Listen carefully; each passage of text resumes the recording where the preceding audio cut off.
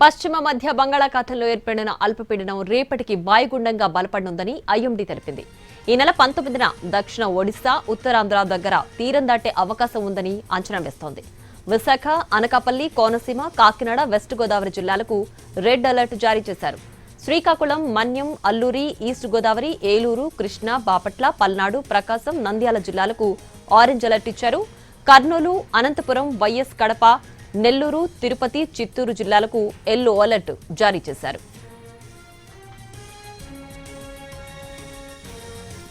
విశాఖ తీరం వైపు వాయుగుండం దూసుకొస్తోంది. పశ్చిమ మధ్య బంగాళాఖాతంలో ఏర్పడిన అల్పపీడనం క్రమేపీ బలపడుతోంది. ఎల్లుండి ఉదయంకి ఈ వాయుగుండం దక్షిణ ఒడిశా, ఉత్తరాంధ్ర మధ్య తీరం దాటుతుందని ఐఎండీ అంచనా వేసింది. విశాఖతో పాటు అనకాపల్లి, కోనసీమ, కాకినాడ, వెస్ట్ గోదావరి జిల్లాలకు రెడ్ అలర్ట్ జారీ చేసింది. మిగిలిన జిల్లాలకు ఆరెంజ్, ఎల్లో హెచ్చరికలున్నాయి. వాయుగుండంపై లేటెస్ట్ అప్డేట్స్ మా ప్రతినిధి రవిచంద్ర అందిస్తారు. ఆంధ్రప్రదేశ్ తీరానికి వాయుగుండం ముప్పు పొంచుకొస్తోంది. పశ్చిమ మధ్య బంగాళాఖాతంలో ఏర్పడ్డ అల్పపీడనం క్రమేపీ వాయుగుండంగా మారుతోంది భారత వాతావరణ శాఖ అంచనా వేసింది. ప్రస్తుతం మన దగ్గర విశాఖ తుఫాను హెచ్చరికల కేంద్రం సీనియర్ అధికారి జగన్నాథ్ కుమార్ ఉన్నారు. ఇప్పటికే భారీ వర్షాలు కుమ్మేస్తుండగా మరో 5 రోజుల పాటు ఈ ఉధృతి కొనసాగే అవకాశం కనిపిస్తోంది. సార్, ప్రస్తుతం ఉన్న అల్పపీడనం ఎప్పటిలోపు వాయుగుండంగా మారే అవకాశం ఉంది?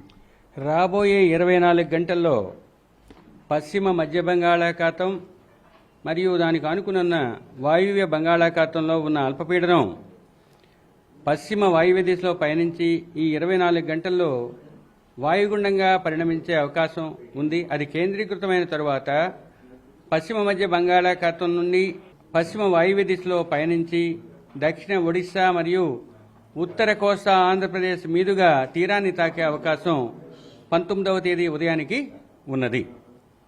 ఇప్పుడు ఈ అల్పపీడన వ్యవస్థతో పాటుగా తూర్పు పడమర ఉపరితల ద్రోణి మధ్య బంగాళాఖాతం నుంచి ఈశాన్య అరేబియా సముద్రం వరకు 1.5 నుంచి 5.8 కిలోమీటర్ల ఎత్తు వరకు వ్యాపించి ఉన్నది.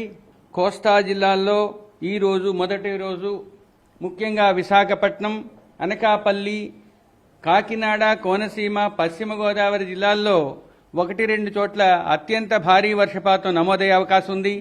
ఇక మిగిలిన కోస్తా ప్రాంతాలైన శ్రీకాకుళం, పార్వతీపురం మన్యం, విజయనగరం, అల్లూరి సీతారామరాజు, తూర్పుగోదావరి, ఏలూరు, కృష్ణా, ఎన్టీఆర్, బాపట్ల, గుంటూరు, పల్నాడు, ప్రకాశం జిల్లాలతో పాటు రాయలసీమ జిల్లా అయిన నంద్యాలలో 1-2 చోట్ల భారీ నుంచి అతి భారీ వర్షపాతం రాబోయే 24 గంటల్లో పడే అవకాశం ఉంది.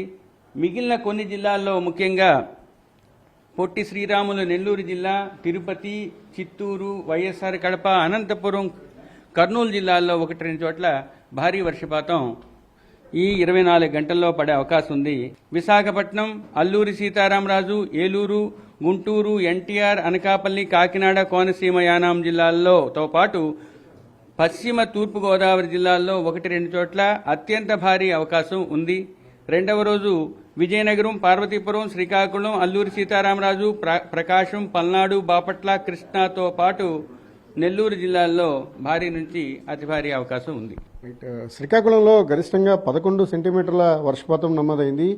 విశాఖపట్నం అలాగే ఉత్తరాంధ్ర జిల్లాలన్నింటిలోనూ కూడా భారీ వర్షాలు కురుస్తున్నాయి. విశాఖ నగరంలో అయితే కుండపోత కారణంగా అనేక ప్రాంతాలు నీట మునిగిన పరిస్థితి, కాలనీలన్నీ కూడా జలమయమయ్యాయి. బంగాళాఖాతంలో వాయుగుండంగా ఏర్పడిన తర్వాత వర్షాల తీవ్రత పెరుగుతుంది. ఇప్పటికే రెడ్ అలర్ట్ను ఇష్యూ చేశారు. ప్రధానంగా కోస్తా జిల్లాలన్నింటిలోనూ కూడా మరో 2 నుంచి 3 రోజుల పాటు ఈ వర్షాల ఉధృతి పెరుగుతుందని భారత వాతావరణ శాఖ అంచనా వేస్తోంది. ఇక తీరం వెంబడి బలమైన ఎదురుగాలు వీస్తున్నాయి. అన్ని ప్రధాన పోర్టులలోనూ 3వ నెంబరు ప్రమాద హెచ్చరికలను కొనసాగిస్తూ ఆదేశాలు జారీ అయ్యాయి. ప్రజలు పూర్తి స్థాయిలో అప్రమత్తంగా ఉండమని సూచనలు అయితే ఐఎండీ ఇస్తోంది. కెమెరామెన్ రవితో రవిచంద్రన్, టీవీ, విశాఖపట్నం.